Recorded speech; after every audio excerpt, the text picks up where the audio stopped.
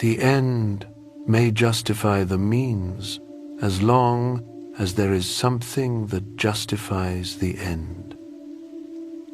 Tonight, we explore the life of a man who lived by this philosophy, a man whose name became synonymous with revolution itself, Leon Trotsky. To some, he was a brilliant visionary, the true heir to Lenin. To others, he was a ruthless fanatic and an enemy of the people. He created the Red Army from nothing, turning panicking conscripts into a force that won against 14 foreign armies. At 38, he stood second only to Lenin. By 50, he was fleeing across continents, his children dead or dying, his supporters vanishing into Stalin's camps. The man he'd dismissed as a grey mediocrity had outmaneuvered him completely. Yet, from a fortified villa in Mexico City, he kept writing, kept fighting, and kept believing history would vindicate him. An assassin with an ice axe ended that hope in August 1940. Stalin's erasure, however, had already begun. Trotsky was scrubbed from photographs, then struck from books, until he was finally removed from memory itself. For decades in the Soviet Union, speaking his name meant arrest or worse. The revolution's architect had become its ghost. But before we dive deeper, I want to know what you think. Was Trotsky a tragic hero who fought for a better world, or was he simply a dangerous ideologue whose methods were just as ruthless as his rivals? Share your thoughts in the comments below. Oh, and if you're enjoying History After Dark, please take a moment to like and subscribe. It really helps other sleepy souls find this content. Now, settle in as we begin to explore the life of the armed prophet who became an outcast and the man who was destroyed by the very world he helped create. This is the bedtime biography of Leon Trotsky.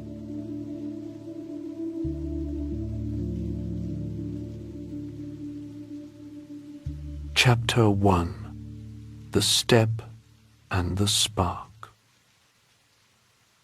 How does a boy become a revolutionary icon? Looking back, you might search for signs: the witnessed suffering of peasants, the books devoured in secret, the outsider status of a Jew in Tsarist Russia. But the truth is simpler and stranger. The boy who would become Leon Trotsky was born Lev Davidovich Bronstein on October 26, 1879, on a farm called Yarnovka in the southern Ukrainian steppe. His father, David Leontievich, couldn't read or write, but he could calculate grain prices in his head faster than most men could on paper. He'd broken away from the Jewish agricultural colonies to build his own estate, driving himself and his laborers through 16-hour days, thinking only of work and savings. His mother, Anna, came from different stock: urban, educated, able to read Russian novels by candlelight. She kept to the old religious customs, while her husband ignored them entirely. The boy grew up between these worlds, watching his father negotiate with the decaying Polish gentry who leased him their mortgaged lands, seeing the seasonal strikes when half-starved laborers demanded better wages, witnessing men stumble through the fields with night blindness from malnutrition. At 7, they sent him to a Jewish religious school in the nearby colony. He knew no Yiddish, understood nothing, was miserable. They brought him home.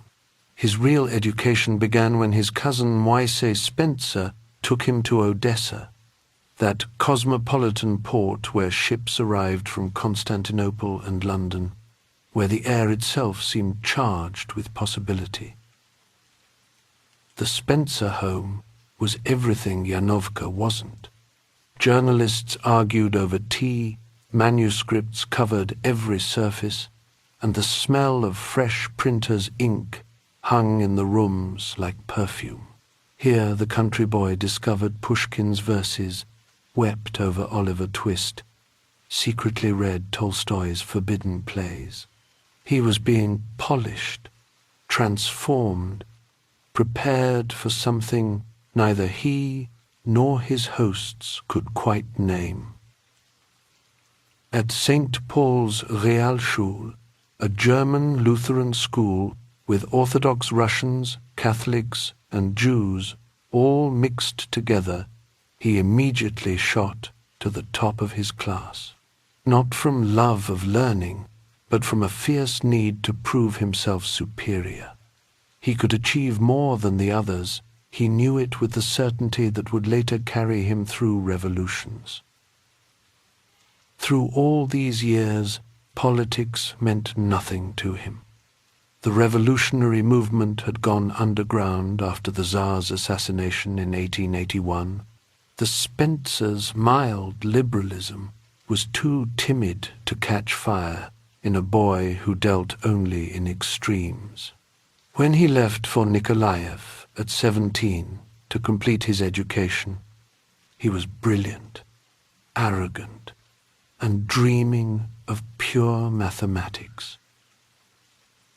Young Bronstein wanted only to be right, to win every argument, to prove his superiority through sheer intellectual force. Revolution would simply become the ultimate argument, the final proof. But that transformation still lay ahead, in a provincial town where a Czech gardener ran a discussion circle, the police considered the most dangerous address in southern Russia.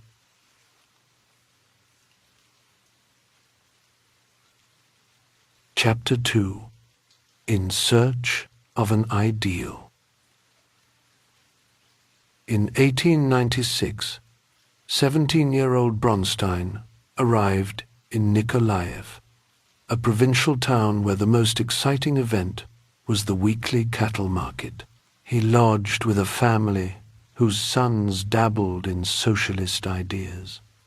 At first, he argued against them with all the smug conservatism of youth, defending the status quo. Socialism was utopian nonsense.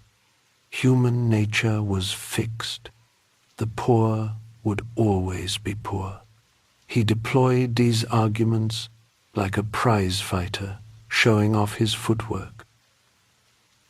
But something was shifting inside him. The socialist arguments kept returning to his thoughts at night. They had an internal logic he couldn't quite dismiss. Then one day, without warning, his defenses crumbled entirely. He embraced socialism with the fervor of a convert, stunning the very people who'd been trying to convince him. The boy who'd argued for tradition was suddenly the most radical voice in the room.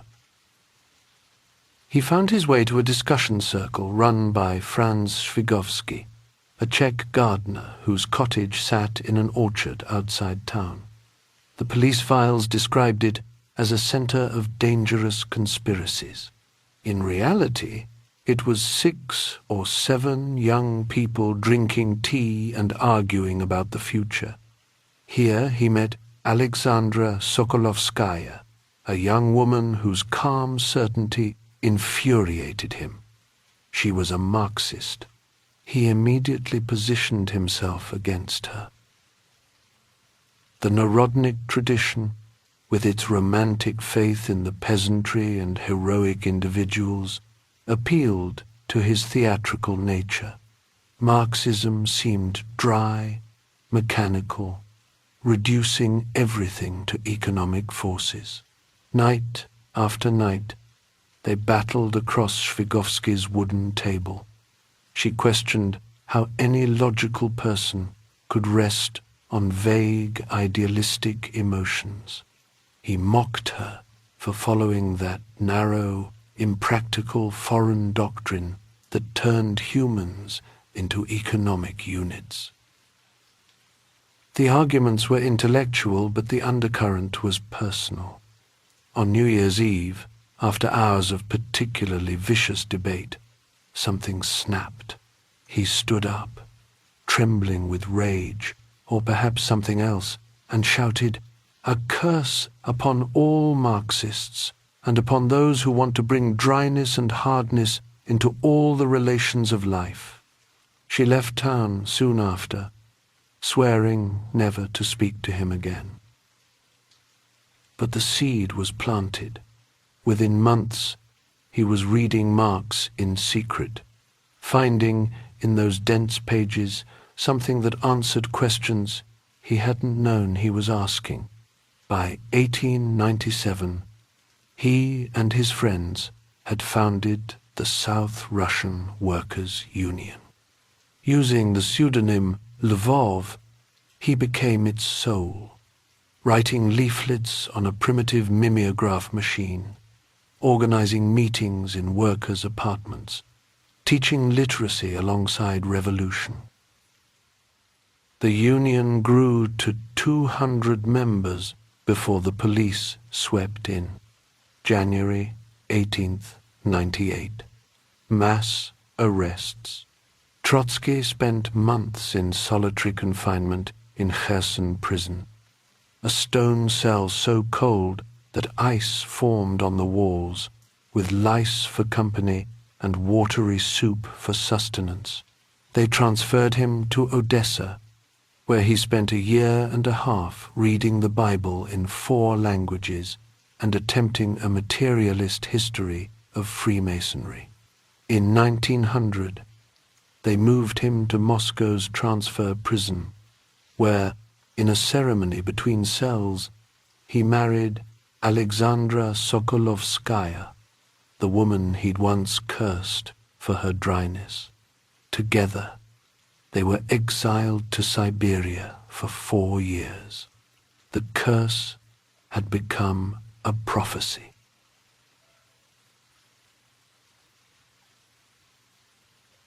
Chapter 3. At the Door of History.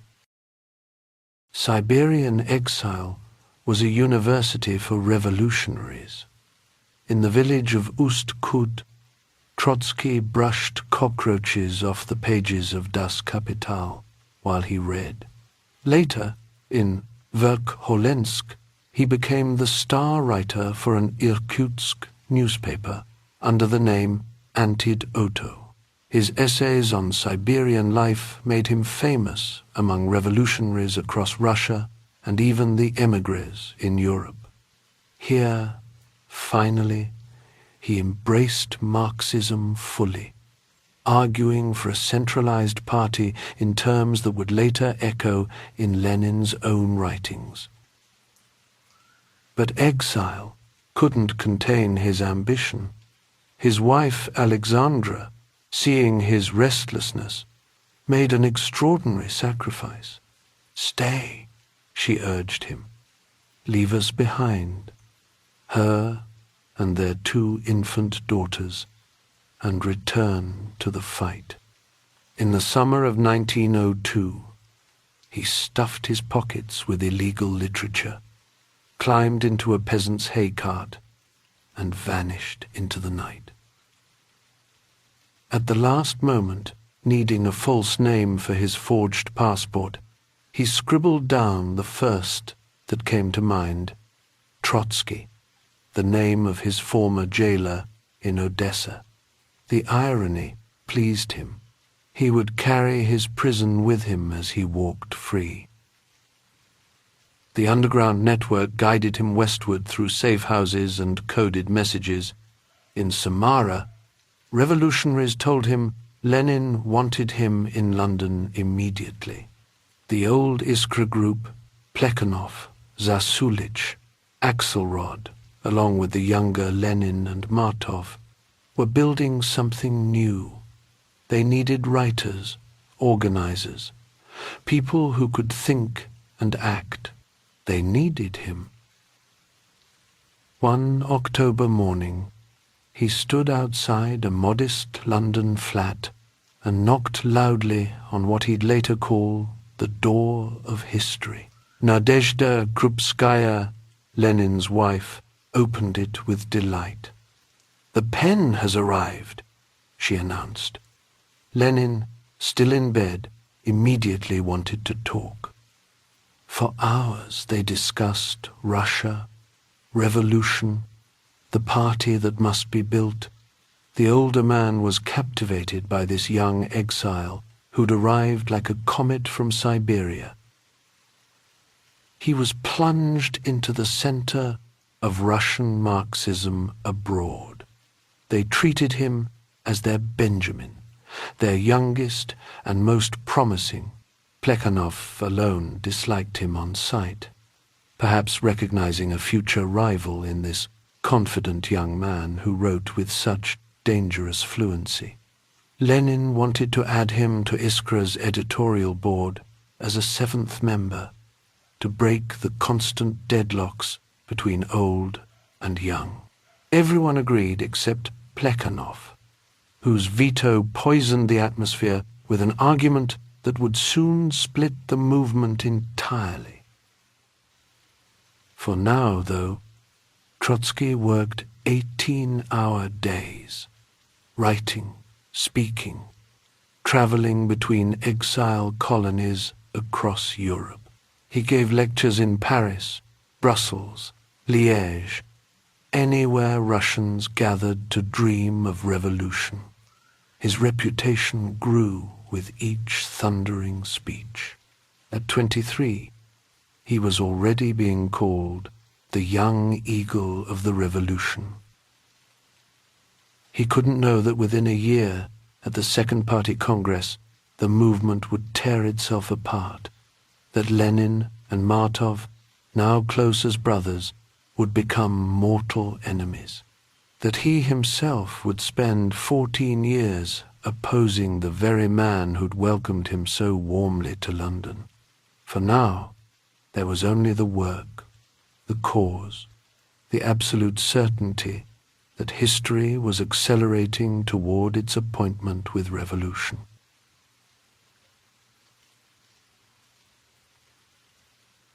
Chapter 4. The Schism of 1903.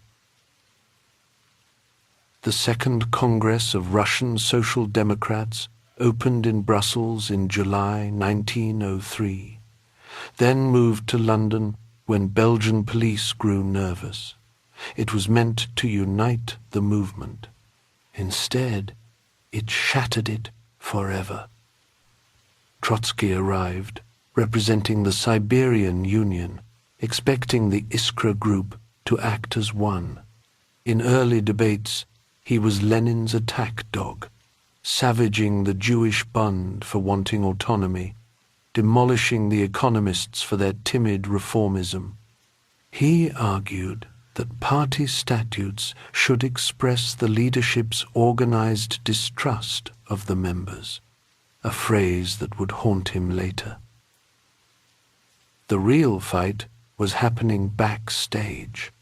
Lenin wanted to streamline Iskra's editorial board from 6 to 3, himself, Martov, and Plekhanov. Out would go the beloved veterans Zasulich and Axelrod, who Lenin considered dead weight. When Trotsky learned of this plan, he was horrified. These were the founders, the pioneers who'd kept the flame alive through decades of exile. Lenin's ruthlessness toward them felt like sacrilege. This personal conflict electrified the debate over paragraph 1 of the party statutes. Such a small difference. Lenin wanted members to personally participate in party organizations. Martov preferred regular cooperation under party guidance. Lenin's version meant a tight core of professional revolutionaries. Martov's opened the door to broader sympathy and support. What seemed like hair-splitting became a chasm. Trotsky threw himself behind Martov with passionate fury. Lenin wasn't building a workers' party, he charged, but a conspiracy of intellectuals who wanted to think for the workers, instead of letting workers think for themselves. The hall erupted. Delegates shouted, pounded tables, hurled accusations. Old friends became instant enemies. Martov's formula won by a slim margin. Then everything shifted. The Bundists walked out over autonomy. The economists left in protest. Suddenly, Lenin had the majority. His faction became the Bolsheviki, the majority ones. Martov's became the Mensheviki, the minority. The names would stick even when the numbers reversed. The Congress ended in chaos and heartbreak. Martov, who'd shared Lenin's Siberian exile, who'd founded Iskra with him, now looked at his old friend as if seeing a stranger. Trotsky was even more dramatic in his denunciations. Lenin was the new Robespierre, he declared, imposing an iron fist on the party. He wanted to create a state of siege, with himself as dictator. For the next 14 years, Trotsky would wage war against Lenin and Bolshevism. He'd write pamphlets warning that Lenin's methods would lead to a situation where the party substitutes itself for the working class. The party organization substitutes itself for the party. The Central Committee substitutes itself for the organization. And finally, a single dictator substitutes himself for the Central Committee. The prophecy was uncannily accurate, but he was describing Stalin's future, not Lenin's. In 1917, Trotsky would join the Bolsheviks and stand at Lenin's side during the October Revolution. History has its ironies. The sharpest critics sometimes become the truest believers once they understand what they're really fighting for and against.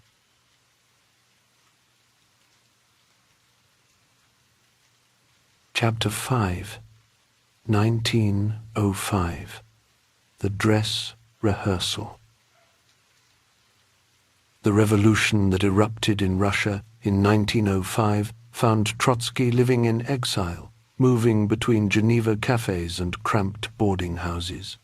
When news reached him that January Sunday, Father Gapon leading thousands of Petersburg workers to the Winter Palace, only to meet the rifles of the Imperial Guard, he understood immediately what had begun. This was no mere protest. The old world was cracking open. He returned to Russia with forged papers that February, slipping through the border controls into Kiev. The country he found was electric with possibility. Strikes were spreading from factory to factory, like fire through dry timber. Students were turning lecture halls into political meetings. Even the traditionally conservative Zemstvos, those local councils of the gentry, were demanding constitutional reform.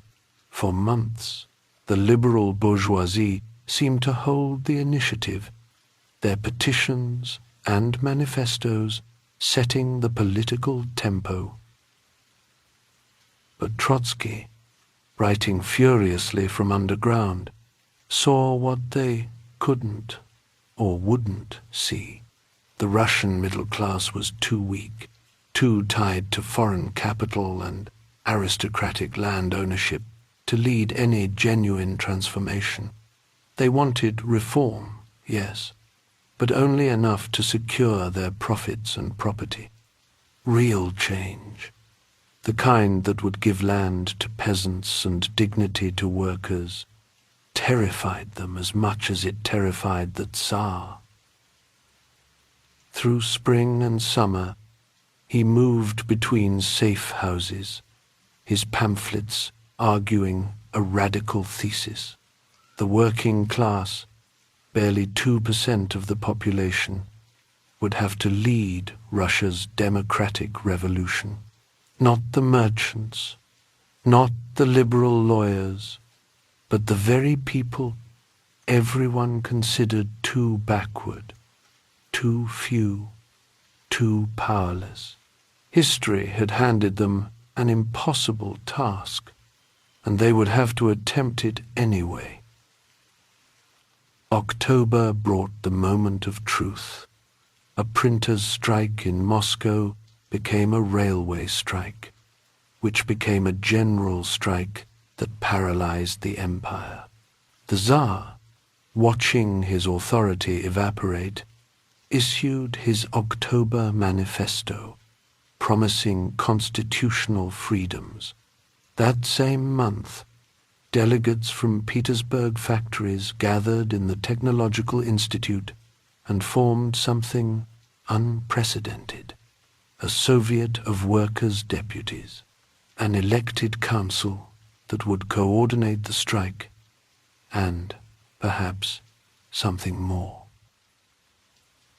Trotsky arrived in the capital just as the Soviet was finding its voice. At 26, younger than most delegates, he possessed something they desperately needed: the ability to transform their anger and hope into words that rang like hammers on anvil. Within days, he was writing the Soviets' appeals, its resolutions, its proclamations. The Mensheviks claimed him, the Bolsheviks claimed him, but he wrote for both factions without joining either. His only party was the revolution itself. By November, he was chairman. For 50 days, this assembly of workers challenged the autocracy's right to rule. They weren't just organizing strikes anymore. They were issuing their own laws, establishing their own militia, creating what Trotsky would later call an embryo of revolutionary government. The Soviet decreed an 8-hour workday. Factory owners who resisted found their workers simply leaving after 8 hours, enforcing the decree themselves. The government watched, paralyzed. As this alternative power center grew, ministers debated whether to negotiate or crush it, while the Soviet expanded its authority day by day. Trotsky understood they were racing against time. The revolution needed to spread beyond Petersburg, needed to win over the army, needed to arm the workers, but the momentum was already slowing. The liberals, frightened by the Soviets' radicalism, were making peace with the regime. It was during these feverish weeks that he developed, alongside a brilliant expatriate named Parvus, his theory of permanent revolution. They were editing a newspaper called Начало, the beginning, writing sometimes till dawn about what they were witnessing. The idea was startling in its logic. Russia's workers, having started the bourgeois revolution, wouldn't stop there. They couldn't. Once they held power, they'd be forced by their own needs, for bread, for land, for dignity, to begin socialist transformation. But Russia alone couldn't sustain such a transformation. A socialist revolution in backward Russia would need the advanced countries of Europe to follow suit. The revolution would have to become permanent in two senses: continuous within Russia, international in scope. It was a gamble on history's grandest scale. December brought the end. The government, having recovered its nerve, arrested the entire Soviet leadership. 300 delegates were seized in a single day. At his trial the following year, Trotsky turned the courtroom into his platform. His speech, published in underground editions across the empire, was a prophecy and a promise. The revolution had been defeated, yes, but it was merely the first act. The real drama was still to come. Sentenced to lifelong Siberian exile, he escaped again, this time traveling by reindeer sleigh across the frozen Arctic, disguised as a wealthy merchant studying folklore. The 1905 revolution had failed, but it had revealed something crucial. For 50 days, workers had governed themselves. They had created the institutional form, the Soviet, that would return 12 years later to finish what they'd started. The dress rehearsal was over. The real performance would shake the world.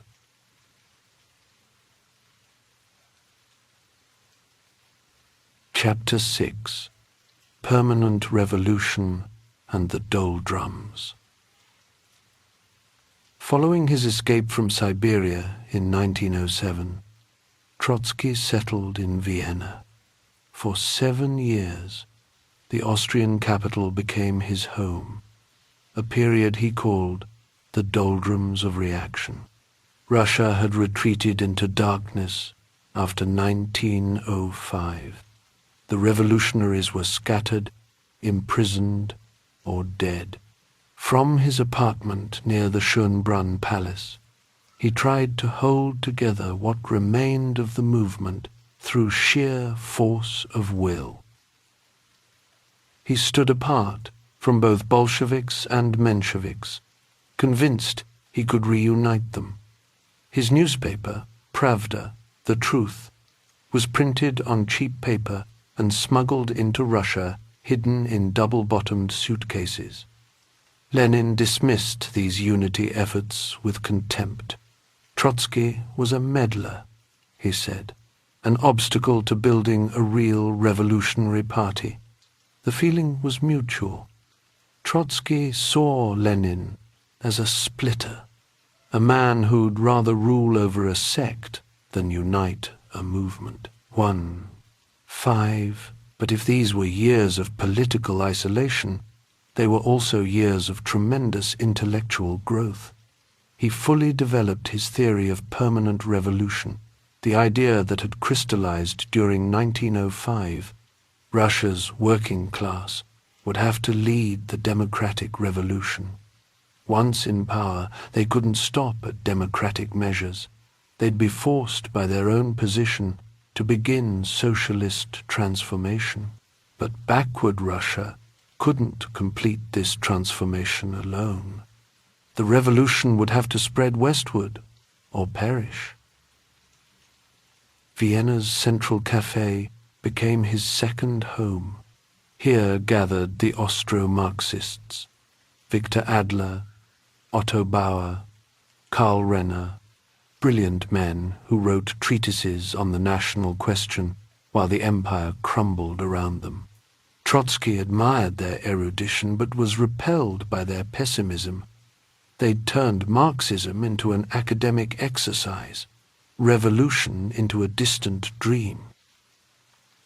He immersed himself in European culture, attending the opera, visiting museums, reading everything from French novels to German philosophy. This Western exposure deepened the gulf between him and the underground revolutionaries in Russia. He saw Russian backwardness not as something to romanticize, but as a handicap to overcome. In a powerful 1912 essay, he diagnosed the Russian intelligentsia's tragedy. Unlike Western intellectuals who grew from organic social roots, guilds, universities, municipalities, Russian intellectuals were suspended in air. They had to speak for social forces that barely existed. This produced their characteristic diseases: fanaticism in ideas, ruthless self-limitation, constant watching over their own purity. They were generals without armies, prophets without congregations. He was describing himself, though he didn't see it. By 1914, he was famous across European socialism, a brilliant journalist, a theorist of revolution, a speaker who could make crowds weep or roar. But within his own movement, he commanded no organization, led no faction. He was a voice without a party, certain that history would eventually prove him right. When war exploded across Europe that August, scattering the comfortable world of Viennese cafes and socialist congresses, he would discover that being right wasn't enough. Revolution needed more than brilliant theories. It needed what Lenin had been patiently building while Trotsky wrote manifestos in Vienna, an organized force ready to seize the moment when it came.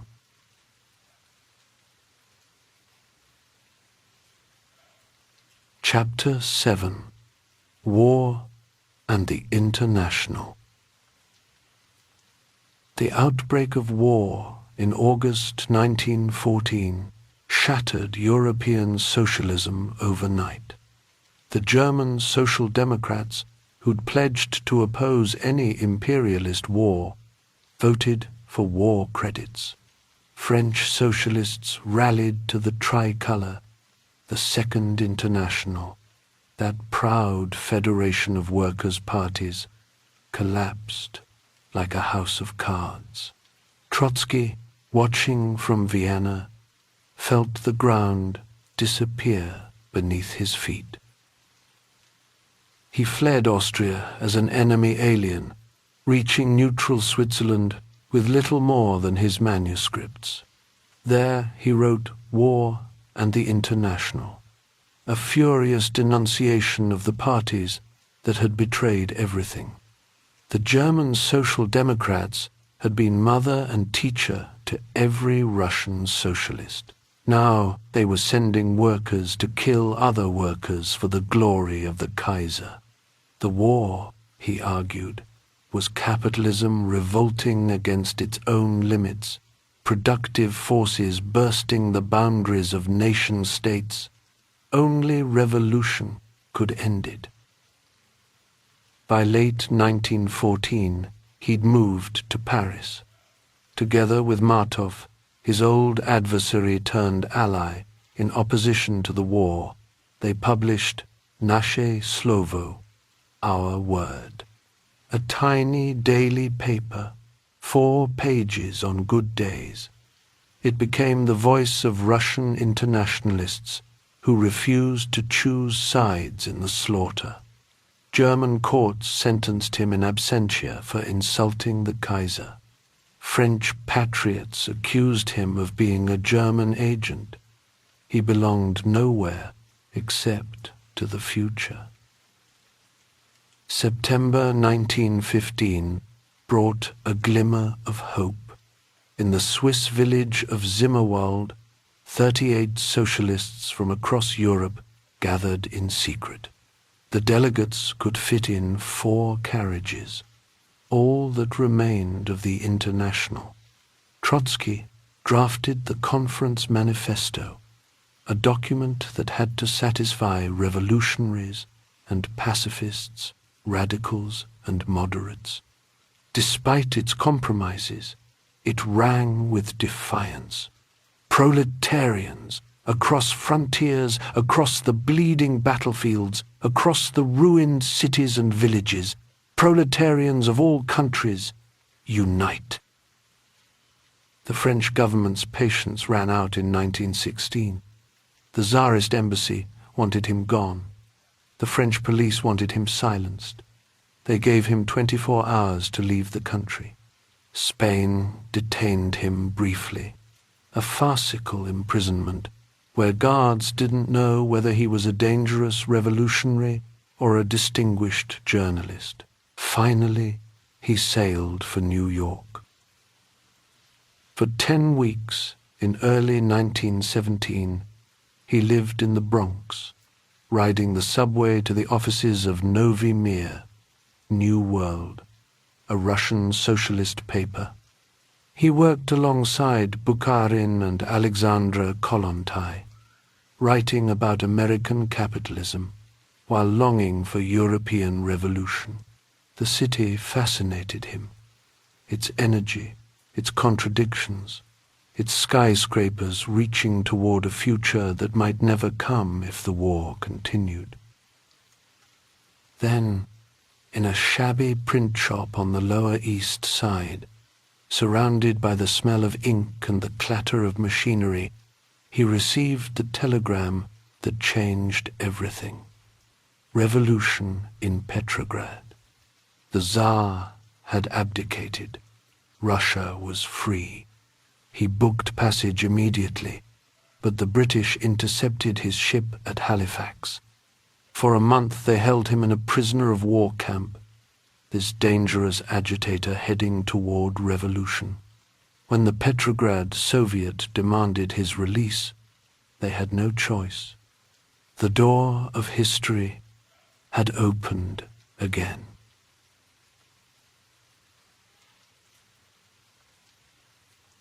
Chapter 8. The Prophet Armed. Freed from his Canadian detention by demands from the Petrograd Soviet, Trotsky reached Russia on May 4, 1917. The capital was schizophrenic, with dual power, the provisional government claiming authority, while the Soviet of Workers' and Soldiers' deputies held real strength. Ministers issued decrees that no one followed. The Soviets' orders were obeyed instantly. Russia had 2 governments, and everyone knew only one would survive. Trotsky immediately declared that only the Soviets could lead the revolution forward. He took leadership of the Mezrayantsi, the interborough organization, several thousand revolutionaries who stood between Bolsheviks and Mensheviks. His platform was the Cirque Modern, a massive amphitheater where he spoke almost nightly to crowds that packed every seat and aisle. Workers came straight from factories, soldiers from barracks, their faces hungry for words that explained their world. In July, he formally joined the Bolsheviks just as the government cracked down following the failed July Days uprising. They accused him, like Lenin, of being a German agent, that eternal charge against revolutionaries who oppose war. He spent 40 days in Kresty prison, writing, thinking, preparing. When General Kornilov attempted his coup in August, the panicked government had to release the Bolsheviks to defend the capital. The prisoners became the saviors. Released in early September, he was immediately elected president of the Petrograd Soviet. From that moment, he was the public face of the coming insurrection, while Lenin remained in hiding. Every day at the Smolny Institute, he spoke to delegates, sailors, soldiers, binding them to the revolution with words that seemed to make history tangible. As head of the Military Revolutionary Committee, he planned the seizure of power with meticulous care. He opposed Lenin's impatience. Lenin wanted the party to seize power immediately, in its own name. Trotsky insisted they wait for the All-Russian Congress of Soviets to take power in the Soviets' name, giving the revolution democratic legitimacy. It was a brilliant stroke. Revolution not as coup, but as transfer of authority from one democratic body to another. October 25th came with almost anticlimactic ease. The Winter Palace fell after desultory resistance. Ministers were arrested while still debating what to do. As the insurrection reached its climax, the Second Congress of Soviets opened at Smolny. The hall shook with the sound of artillery across the river. Mensheviks and social revolutionaries rose to leave in protest, declaring the Bolshevik action a crime against democracy. Trotsky stood at the rostrum, his voice cutting through their protests like a blade through silk. "You are pitiful, isolated individuals," he told them. "You are bankrupts. Your role is played out. Go where you belong from now on, into the dustbin of history." The phrase would echo through decades. They walked out into the night and irrelevance, while inside the Congress voted to transfer all power to the Soviets. At 38, he stood second only to Lenin in the new order.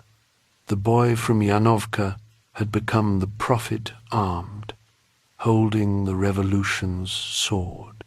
What none of them knew that triumphant night was how quickly victory would turn to siege, how soon they'd be fighting not for world revolution, but for mere survival.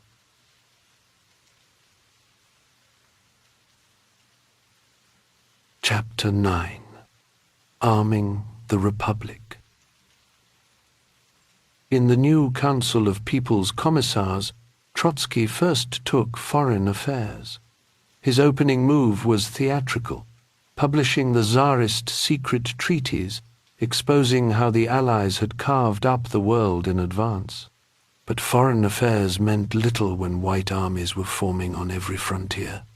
In March 1918, Lenin appointed him Commissar of War. The assignment seemed impossible. Build an army from nothing, while the country collapsed into civil war. The old army had dissolved. Soldiers had voted with their feet, walking home from the trenches, taking their rifles, leaving generals to command empty headquarters. Revolutionary committees wanted partisan bands, not regular forces. The very idea of discipline was counter-revolutionary, they said. Trotsky knew better. Partisan enthusiasm couldn't defeat professional armies backed by 14 foreign powers. He established his headquarters on an armored train, a moving fortress that became legendary for 2.5 years. It would cover 65,000 miles, appearing wherever the front was breaking. The train carried a printing press, telegraph station, electric power station, library, garage with cars and trucks, even an aeroplane for reconnaissance. It was a government on wheels, racing between crises. His most controversial decision was recruiting 50,000 former Tsarist officers, the military specialists. The party erupted. These were class enemies, the same officers who'd shot workers in 1905. Add Tsaritsyn, the future Stalingrad, Voroshilov and Stalin openly defied his orders, executing officers Trotsky had appointed. He responded by threatening to court-martial them both. To ensure loyalty, he created the system of political commissars, communists, assigned to watch every officer countersign every order. When that wasn't enough, he took hostages from officers' families. Desertion meant their execution. It was brutal, but the arithmetic was simple. Without trained commanders, the revolution would drown in its own blood. 1.5. At Sviazhsk, in August 1918, came the first real test. The Whites had taken Kazan. The Red forces were panicking, entire regiments fleeing. Trotsky arrived in his train to find chaos. He gathered the scattered units, had deserters shot in front of their comrades, promoted brave soldiers on the spot. When one regiment abandoned positions, he placed the commissar and commander before a tribunal and had them executed within the hour. Word spread through the ranks. The commissar of war had arrived, and with him iron discipline. Within days, the panic turned to determination. They retook Kazan, captured the White Army's gold reserves, proved the Reds could win. From nothing, he was forging an army of 3 million, transforming workers and peasants into soldiers through a mixture of revolutionary conviction and terrible necessity. By 1920, they defeated Kolchak in Siberia, Denikin in the south, Udenish outside Petrograd. The workers' and peasants' Red Army had won, but the methods used, terror, hostages, mass conscription, had changed the revolution's character. The party that had promised liberation now ruled through force. Trotsky had saved the revolution by militarizing it. The sword he'd forged would one day be turned against him.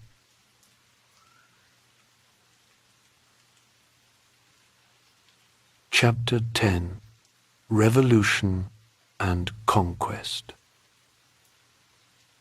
The Brest-Litovsk negotiations in early 1918 showed the revolution's first impossible choice. Trotsky led the Soviet delegation, turning the peace talks into revolutionary theater. Facing German and Austrian diplomats across polished tables, he spoke not to them, but through them, addressing German workers over their generals' heads. He proclaimed a formula that stunned everyone. Neither war nor peace. Russia would stop fighting but refuse to sign an annexationist treaty. It was a magnificent gamble. German revolution seemed days away. Strikes were spreading through Berlin and Vienna. Why sign away half of European Russia when history itself was about to make all treaties meaningless? When the Germans lost patience and resumed their advance, the gamble failed catastrophically. Their armies walked through Russian lines like doors left open. The party tore itself apart. Lenin demanded they sign the humiliating peace to buy breathing space. The left communists, led by Bukharin, wanted revolutionary war. Better to die fighting than surrender. Trotsky held the deciding vote. For days he wavered between principles and reality. Finally, he abstained, letting Lenin's position win by 1 vote. They signed the treaty, losing Ukraine, the Baltics, Poland, 1/3 of Russia's population, gone. The dilemma returned in 1920 during the Polish War. After driving Pilsudski's invading armies from Ukraine, the Red Army stood at Poland's borders. Lenin and most of the Politburo wanted to march on Warsaw, export the revolution on bayonets, link up with German communists, spread the fire westward. Trotsky stood almost alone in opposition. Polish workers would see the Red Army not as liberators, but as Russian conquerors, he argued. Revolution couldn't be imposed from outside. It had to grow from within, or it would create nationalism, not socialism. The majority overruled him. The Red Army marched toward Warsaw, and Trotsky watched his prediction unfold. Polish workers rallied to their flag, not their class. The miracle on the Vistula saw the Red Army routed, thousands killed or captured. These defeats forced terrible realizations. The European Revolution wasn't coming. Soviet Russia stood alone, surrounded by hostile powers. The working class that had made the revolution was decimated by civil war. Cities were empty, factories silent. They ruled a wasteland in the name of a proletariat that barely existed anymore. Then came Kronstadt in March 1921. The sailors of the naval fortress, heroes of October, rose against Bolshevik rule. They demanded free elections to the Soviets, freedom of speech, release of socialist political prisoners. These were men who'd helped storm the Winter Palace. Now they called the Bolsheviks traitors to the revolution. Trotsky issued the ultimatum: surrender or face assault across the ice. When they refused, he ordered the attack. Red Army units, led by delegates from the party congress, stormed the fortress. Hundreds died on both sides. The Kronstadt sailors fought, crying, "Long live the revolution!" as they fell. It was the revolution devouring its own children, the surgeon cutting out healthy tissue to save a dying patient. Necessary, Trotsky said, but something essential died on that ice.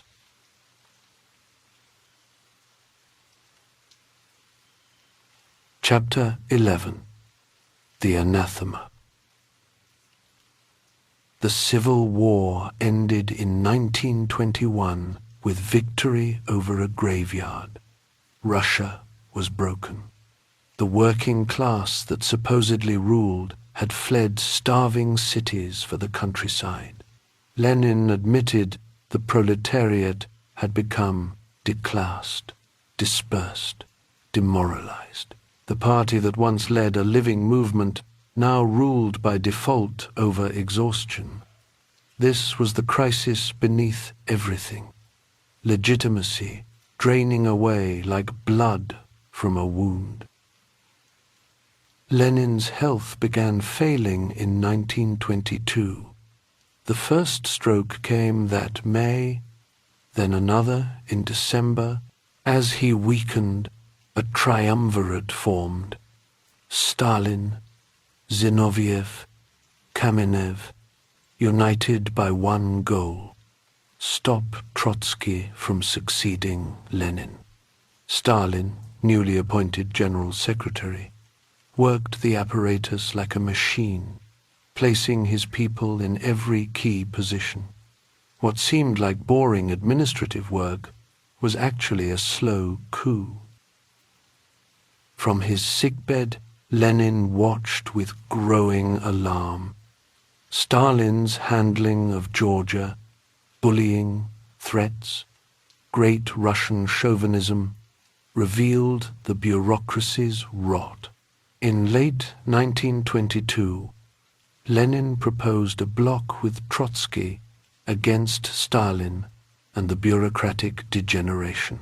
He entrusted Trotsky with defending their shared positions on foreign trade, monopoly, and the national question. Then came Lenin's testament, dictated in December, about Stalin. Having become General Secretary, he has concentrated boundless authority in his hands, and I am not sure he will always be capable of using that authority with sufficient caution. About Trotsky, distinguished not only by outstanding ability, personally perhaps the most capable man in the present Central Committee, but he has displayed excessive self-assurance and excessive preoccupation with the purely administrative side of work. Days later, Lenin added his bombshell postscript, "Stalin is too rude," and this defect becomes intolerable in a General Secretary. I suggest, comrades, think about a way of removing Stalin from that post. But just as this political weapon was ready, Lenin suffered his final stroke in March 1923. He would linger speechless until January 1924, a living ghost, while others fought over his inheritance. Trotsky made his fatal error. He thought it dishonorable to attack rivals while Lenin lay dying. He underestimated Stalin completely, this grey blur, this mediocrity, this man with no ideas of his own. At the 12th Congress in April 1923, Trotsky kept silent about Lenin's testament, honoring a gentleman's agreement with his enemies. The triumvirs, saved from destruction, consolidated their grip. When Lenin died in January 1924, Stalin deceived Trotsky about the funeral date. Trotsky remained in the Caucasus, recuperating from mysterious fevers that struck at convenient moments. His absence from Lenin's funeral was used against him for years. The testament was read to select delegates at the 13th Congress that May, Zinoviev, and Kamenev, who'd once called for Stalin's blood, now saved him, arguing he'd learned his lessons. By January 1925, they'd forced Trotsky from his last real position, Commissar of War. The man who'd built the Red Army, who'd stood beside Lenin in October, was being erased from history. While history was still warm, the revolution's sword had been taken from his hand. All that remained was his pen, and they were coming for that too.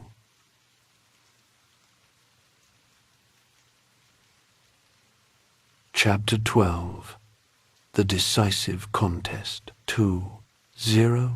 With Lenin permanently gone, the struggle erupted into the open in autumn 1923. Russia faced the scissors crisis, industrial prices soaring while agricultural prices collapsed, threatening to snap the alliance between workers and peasants. The triumvirate had no answers, just slogans. In October, 46 prominent Bolsheviks issued a declaration denouncing economic mismanagement and the suffocation of party democracy. This was the birth of the left opposition. Trotsky joined immediately, writing articles that became the pamphlet The New Course. He attacked the secretarial bureaucracy that was replacing debate with fear. The party's sacred right to think was being strangled by appointed officials who owed everything to Stalin's apparatus. He appealed to the youth to challenge the ossifying old guard, warning that bureaucratism was a social phenomenon rooted in the gulf between the party and the masses it claimed to represent. The opposition won debates in Moscow party cells. Workers and students rallied to their arguments, but the apparatus controlled what mattered, selecting delegates to conferences, while Trotsky lay ill with mysterious fevers that struck whenever crucial votes approached. The triumvirate mobilized their machine. The January 1924 party conference condemned the opposition for petty bourgeois deviation from Leninism. Later that year, Trotsky published Lessons of October, analyzing the 1917 revolution. He highlighted an awkward fact. Zinoviev and Kamenev had opposed Lenin's call for insurrection, had even published their opposition in a non-party newspaper. The triumvirate exploded. They launched a literary campaign against Trotskyism, rewriting history to show Trotsky had always fought Lenin, had always been an enemy. Every article he'd written, every disagreement before 1917, was exhumed and weaponized. They invented quotations, distorted positions, created a mythical anti-Leninist that bore no resemblance to reality. The big lie, repeated often enough, becomes truth. Party members who'd never read Trotsky's actual works learned to hate this fictional creation. Meanwhile, Stalin unveiled his theory of socialism in one country. Russia could build complete socialism alone without international revolution. It was a comforting lie for an exhausted nation, but it meant abandoning everything they'd fought for. The revolution had always been international, or it was nothing. Now Stalin offered them permission to stop waiting for a world that wouldn't come. The triumvirate itself was splitting. Zinoviev and Kamenev, controlling Leningrad, grew alarmed at Stalin's accumulating power and the rightward drift under Bukharin's influence. The kulaks were growing rich, while workers' wages stagnated. The revolution was becoming its opposite, a state where bureaucrats ruled in the name of a working class that had no voice. By April 1926, the impossible happened. Zinoviev and Kamenev came to Trotsky seeking alliance. They confessed everything. The anti-Trotsky campaign had been a fraud, a maneuver for power. Stalin had been their tool, but the tool had become the master. The roots of evil, Kamenev whispered, was that party and state had merged completely. Stalin would subordinate everything to his lust for power. The joint opposition was born from this confession, former enemies united against a greater threat. But it was already too late. Stalin controlled the machinery that controlled the party, that controlled the state.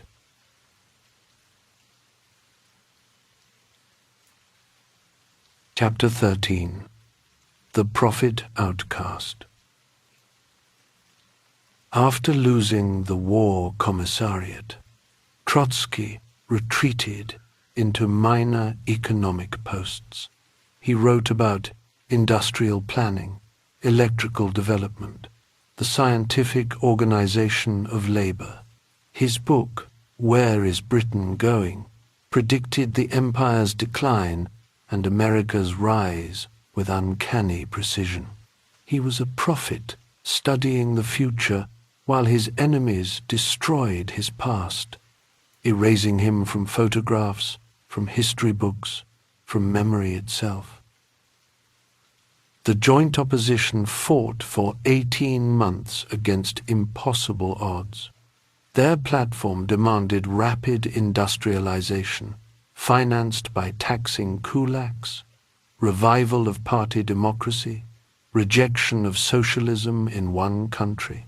Every attempt to reach party members met systematic sabotage. Their meetings were broken up by whistling, shouting gangs. Their documents were confiscated. Their supporters fired from jobs, expelled from schools. The Chinese Revolution of 1925 became their greatest battle. Stalin forced Chinese communists to subordinate themselves to Chiang Kai-shek's Kuomintang, promising this would protect them. Trotsky warned it was suicide. Chiang would turn on them the moment he felt strong enough. In April 1927, his prophecy came true. Chiang massacred the Shanghai communists, thousands dead in days. Stalin suppressed news of the massacre while it was happening. On August 1st, 1927, Trotsky delivered his last great speech to the Central Committee. Constant interruptions, howls of rage, demands he be silenced. He pressed on. The Stalinist group would soon use against the opposition all the methods the class enemy used against Bolsheviks. They'd expelled comrades who'd made 3 revolutions. Not a single oppositionist would renounce his duty to fight for the party's correct course, even during war. For the socialist fatherland, yes. For Stalin's course, no. October brought expulsion from the Central Committee.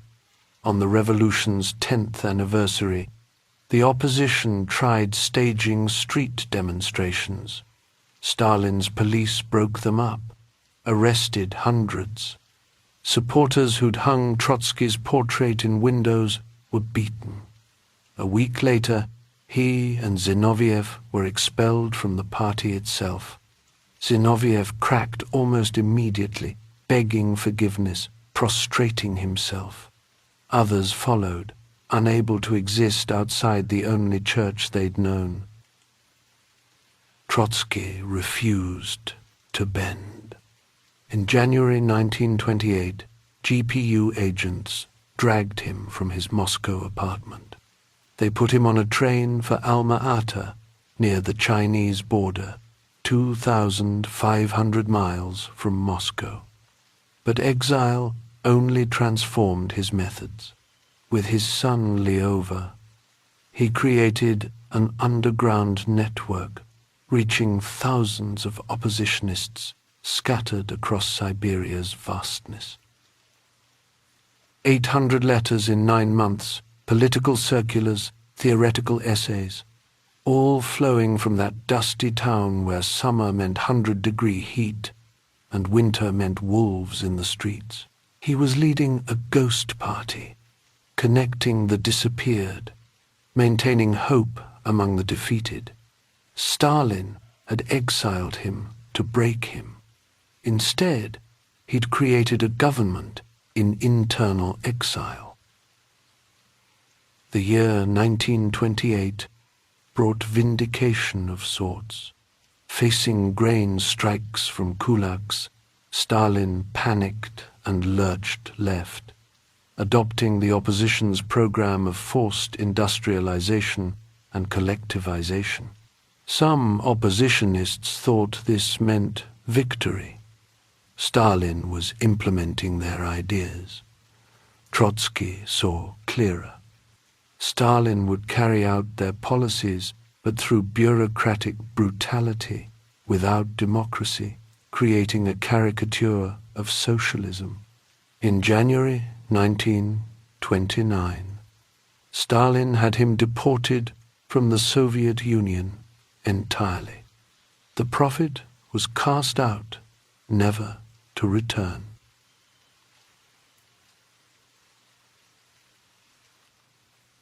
Chapter 14.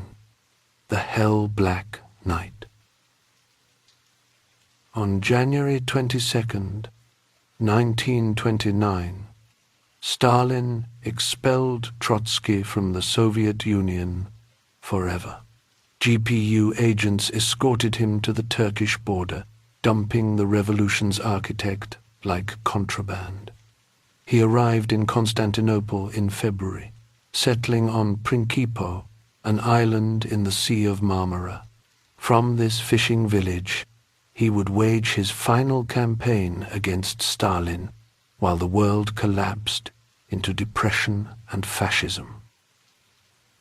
He believed Stalinism was temporary, a bureaucratic infection that history would cure. So he created the International Left Opposition, not a new party, but a faction to reform the Communist International from within. His weapons were words. On Principo, he wrote his autobiography, My Life, and his masterpiece, the 3-volume history of the Russian Revolution. The Bulletin of the Opposition, published in Russian, was smuggled into the Soviet Union. Each copy passed hand to hand until it fell apart. While he wrote, 2 catastrophes unfolded. Stalin launched forced collectivization, driving millions of peasants from their land, creating famine that killed untold numbers. Simultaneously, the Wall Street crash triggered global depression, throwing millions into unemployment, desperation, fury. In Germany, the Nazis rose from the margins to become the second largest party by 1930. Trotsky saw what was coming with terrible clarity.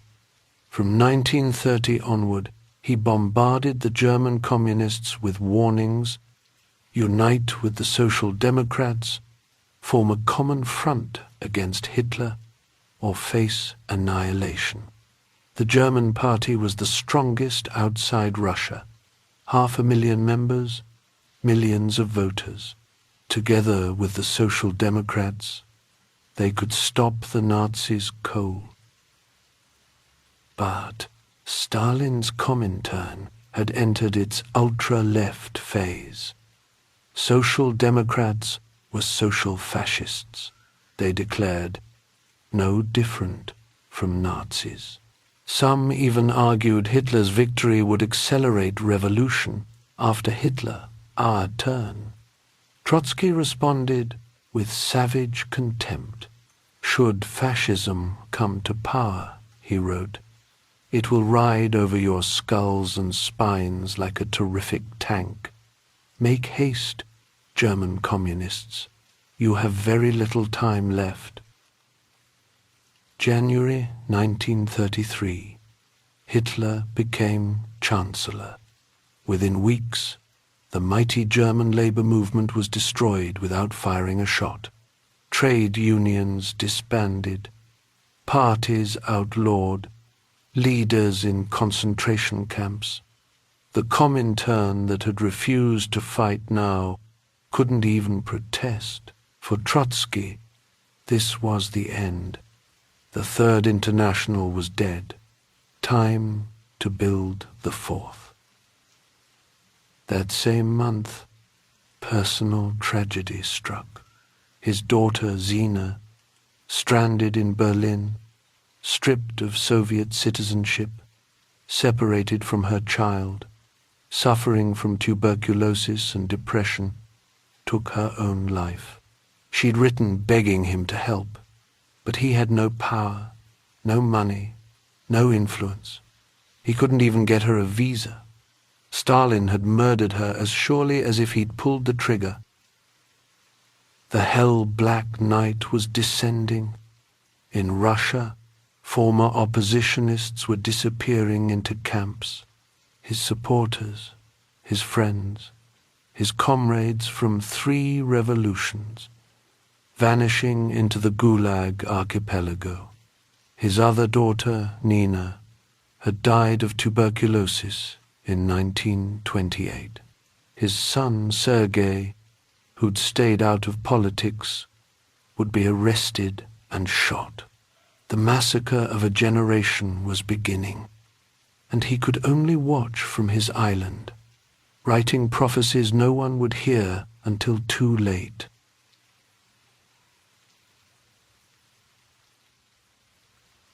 Chapter 15. A Planet Without a Visa.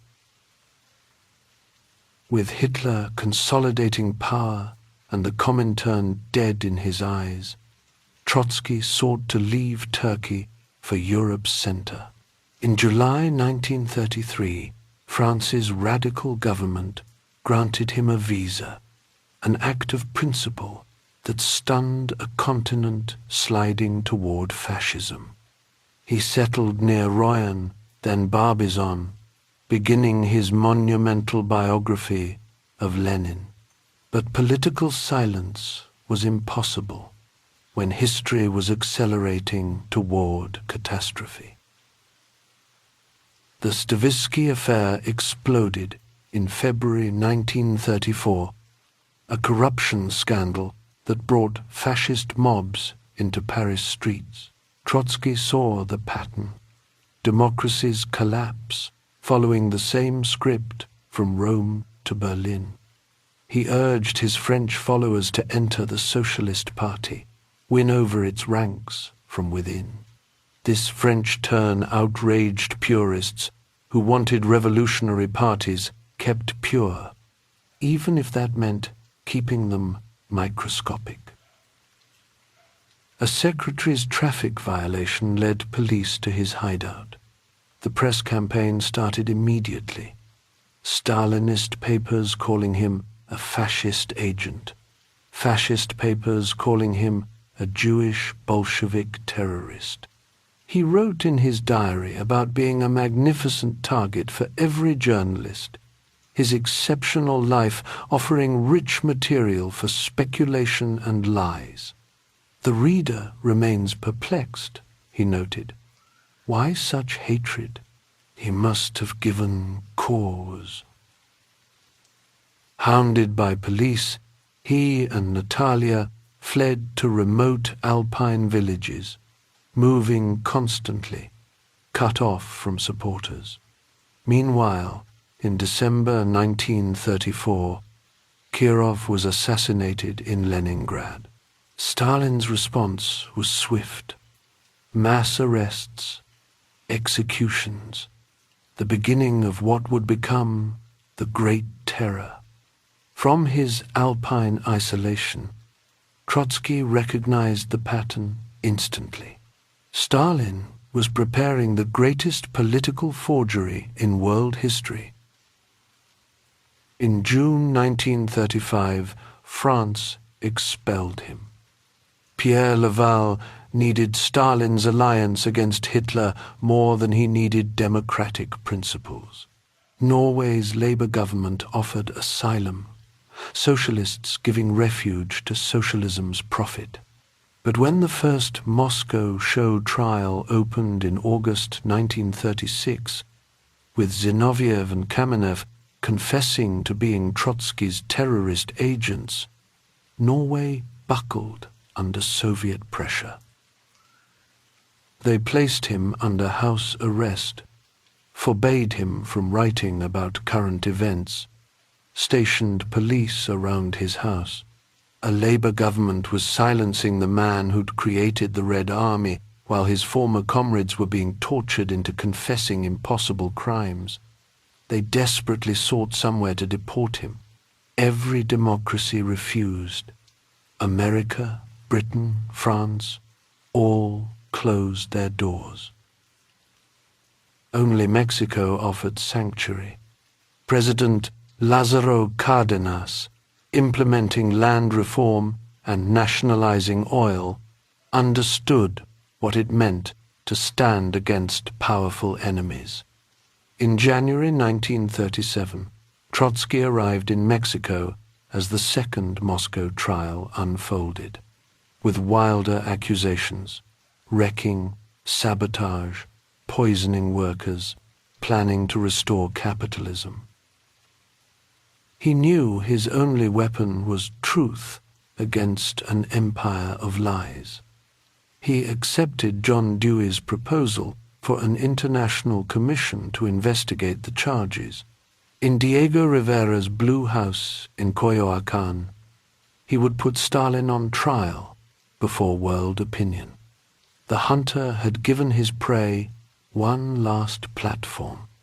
It would be Trotsky's final great performance, defending not just himself, but historical truth itself against totalitarian falsification.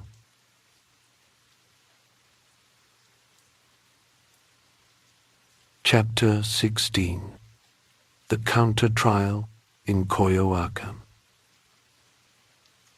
The Dewey Commission convened in April 1937 in Diego Rivera's Blue House. For 13 sessions, Trotsky stood before international observers. John Dewey, the celebrated philosopher, leading journalists, academics, skeptics. They came to test the Moscow trial's fantastic claims that Trotsky had plotted with Hitler, that he'd organized sabotage from 4,000 miles away, that he'd met with defendants in hotels that didn't exist on dates he could prove he was elsewhere. For nearly a week, he submitted to exhaustive cross-examination. Every aspect of his life, his writings, his movements, was scrutinized. He produced mountains of evidence, letters, telegrams, passport stamps, newspaper reports. The alleged meeting in Copenhagen's Hotel Bristol. The hotel had been demolished years before. The secret flight to Oslo? Norwegian authorities confirmed he'd never entered their country. Each lie collapsed under documentation's weight. His closing statement ran 5.5 hours. Not a plea for mercy, but a dissection of Stalin's system. The frame-ups weren't madness, but method. Stalin needed to destroy every alternative, every memory of what the revolution had meant. The old Bolsheviks had to confess, to validate their own executions. Terror required legitimacy, and legitimacy required the victims' participation in their own destruction. He ended not with personal defense, but revolutionary affirmation. The experience of my life, in which there has been no lack of success or failure, has not destroyed my faith in the clear, bright future of mankind. This faith in reason, in truth, in human solidarity, which at 18 I took into the workers' quarters, I have preserved fully and completely. The Commission's verdict came months later. Not guilty, complete vindication before world opinion. But Stalin didn't recognize world opinion. February 1938 brought the third Moscow trial. Bukharin, Rykov, the right opposition's leaders. More baroque confessions, more impossible crimes. Then came devastating personal news. His son, Lyova, his closest collaborator, had died mysteriously in a Paris hospital after routine surgery. The doctors couldn't explain the sudden complications. Trotsky had no doubt the GPU had murdered his son. Lyova had been everything: secretary, organizer, link to supporters worldwide. More than that, he'd been the last family member actively carrying on the fight. Sergei, his other son, had already disappeared into Stalin's camps. Nina was dead. Zina was dead. Now Lyova. The noose was tightening around those who remained. September 1938. Despite everything, Trotsky proclaimed the Fourth International's founding. 40 delegates meeting secretly near Paris, representing groups that could fit in a single room. Against Stalin's empire, Hitler's armies, and capitalism's crisis, this handful declared themselves history's vanguard. It was either sublime faith or sublime madness. He moved to a new house on Avenida Vienna, transforming it into a fortress. Brick walls topped with electric wires, steel doors, guards with machine guns. He knew they were coming. The only questions were when and how. He continued writing articles, letters, his biography of Stalin, racing against time. Every page might be his last, every word written in death's shadow.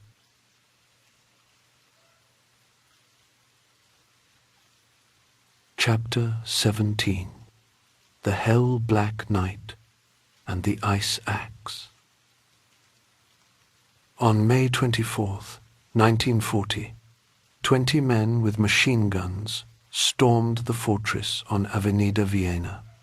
Led by the painter Siqueiros, they riddled Trotsky's bedroom with 300 bullets.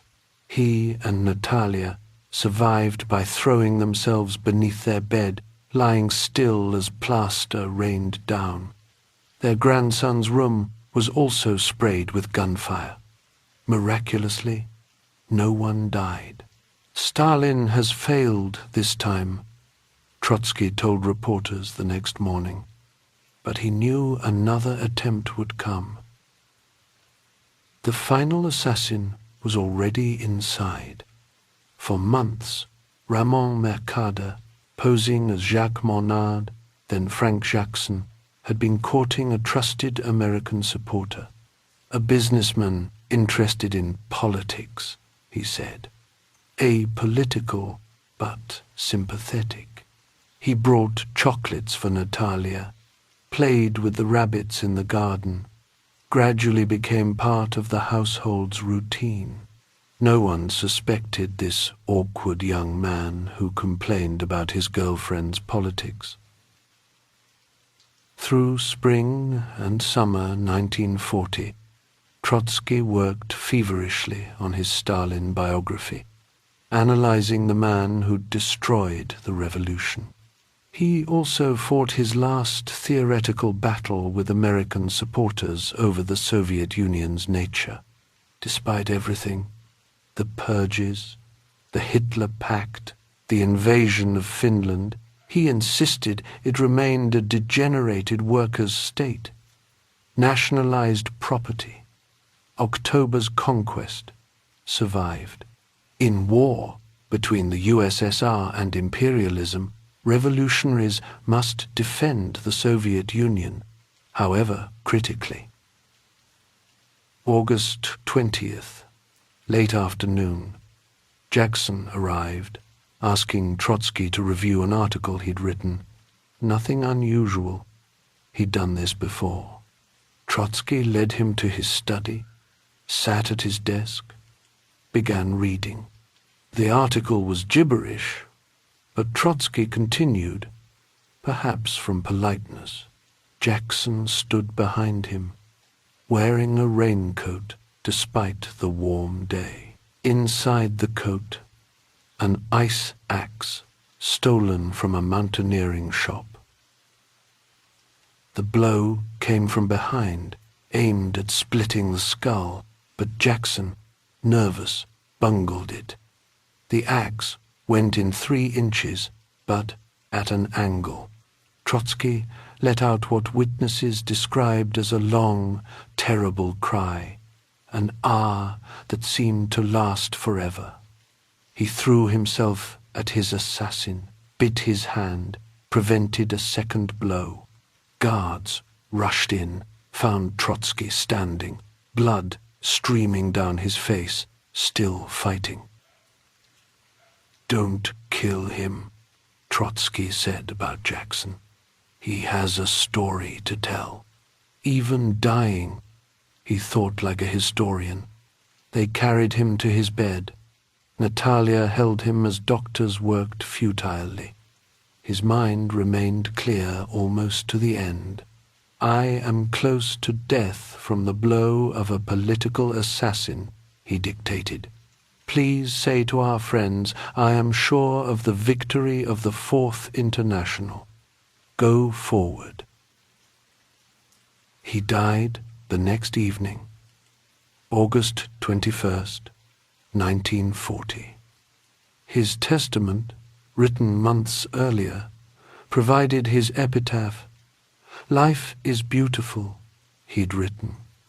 "Let future generations cleanse it of all evil, oppression, and violence, and enjoy it to the full."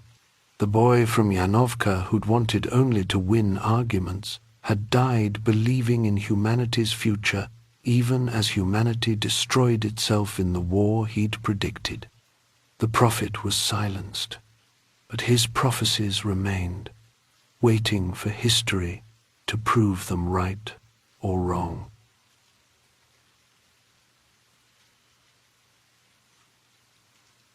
Epilogue: The Prophet's Afterlife.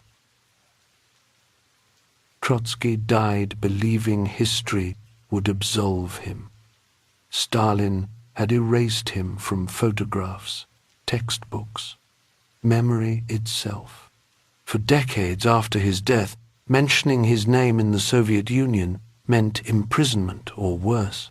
Yet today, when Stalin's empire has crumbled and his statues lie toppled, Trotsky remains vibrantly controversial, studied, debated, invoked by movements from Mexico City to Mumbai.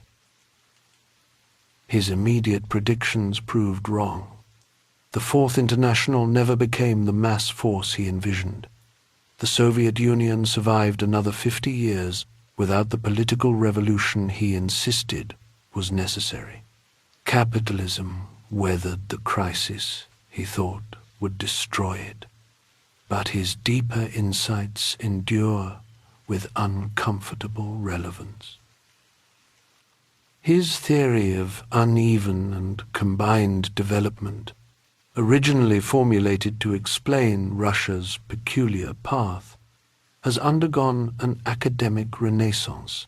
Scholars such as Justin Rosenberg have generalized it into a theory of international relations, while younger theorists like Felix Buchwald apply it to understanding how international trade shaped Latin America's 19th century economic divergence. The theory's central insight is that societies do not pass through uniform stages of development. Instead, they follow uneven trajectories, forcibly combining archaic and modern elements into a volatile synthesis with destabilizing social and political consequences. Trotsky saw this dynamic as a universal law of the capitalist world system, not a feature exclusive to so-called backward societies. Contemporary China, where cutting-edge technology coexists with a vast peasantry, exemplifies a pattern of development and contradiction that would have fascinated him. He understood, before most, how revolutionary movements could devour themselves. His analysis of bureaucratic degeneration, how a party substitutes for a class, a central committee for the party, and finally a single leader for all. Reads like prophecy, not just of Stalin, but of revolutionary failures from China to Cuba. He saw how socialism's banner could mask new forms of oppression. His theory of permanent revolution describes something we see everywhere today: how democratic movements in developing nations face impossible choices between accepting subordination to global capital or attempting transformations their economies can't sustain alone. The Arab Spring's trajectory from hope to catastrophe would have seemed familiar to him. More than theories, he left a method, the refusal to choose between equally false alternatives. Neither Washington nor Moscow, he insisted, but international socialism.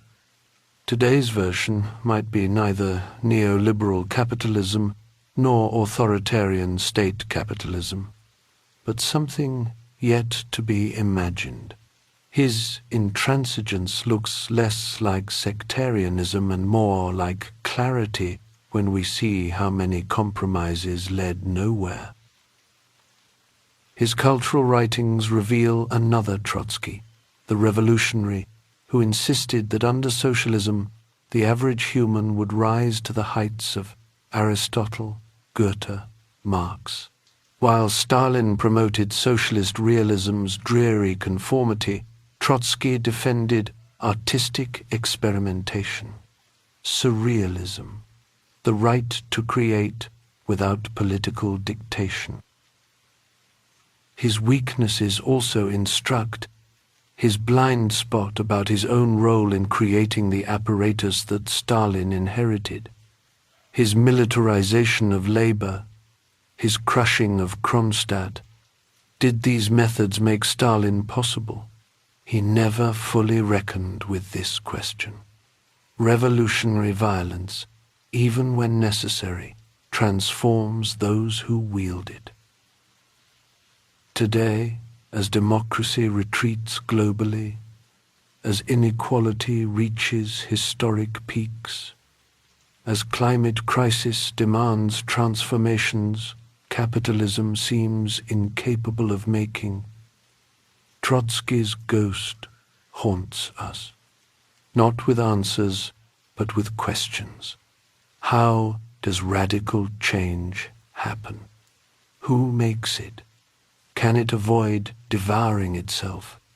He remains important not because he was right, but because he faced these problems without illusion, without hope, except in humanity's capacity to transcend its limits.